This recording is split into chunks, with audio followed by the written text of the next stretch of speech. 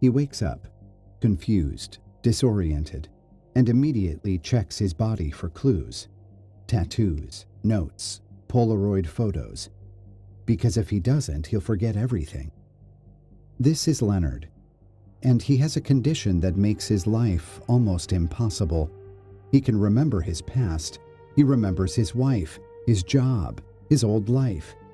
But after a traumatic attack, his brain stopped creating new memories.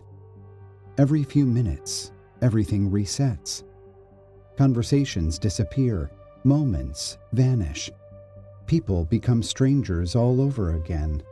So Leonard created a system, photos with handwritten notes, tattoos covering his body, rules designed to help him survive, and above all else, one mission: find the man who killed his wife.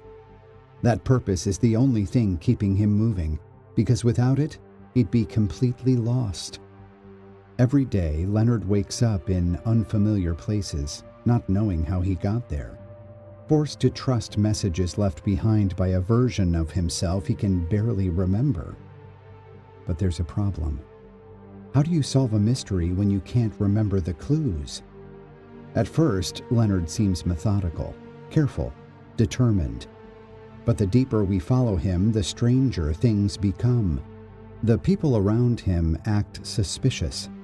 A man named Teddy keeps appearing, sometimes helping him, sometimes mocking him. Then there's Natalie, a woman who seems kind at first, but clearly has her own agenda. Because Leonard can't remember recent events, everyone around him has an advantage. They can lie to him, manipulate him, use him, and he'd never know. Still, Leonard pushes forward, following tattoos, tracking license plates, trying to piece together fragments of a story his own mind refuses to hold on to. But something feels wrong. Certain details don't add up. Why does Teddy seem to know so much? Why do Leonard's memories keep contradicting reality? And most importantly, can Leonard even trust himself? As the investigation continues, the film itself begins to feel strange. Events unfold backwards. Scenes end before they begin. Conversations repeat from different perspectives. And slowly, the audience starts realizing something terrifying. We're experiencing the world exactly the way Leonard does. Broken, incomplete, unstable. Every new moment feels disconnected from the last, and that confusion hides something important. Because Leonard's condition doesn't just affect his memory, it affects the truth.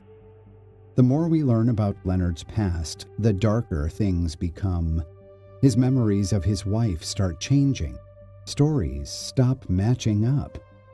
Even the case he's obsessed with begins to unravel. Then finally, Teddy reveals the truth. The man who attacked Leonard's wife was already found long ago. Killed. The revenge Leonard dedicated his life to already happened.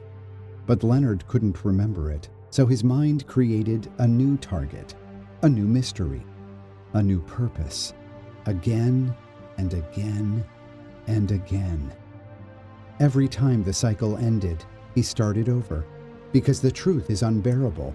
Without revenge, without purpose, Leonard has nothing, and deep down he knows it.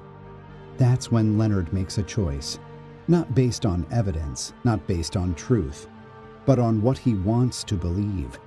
He deliberately plants false clues, manipulates his own system, turns Teddy into the next target.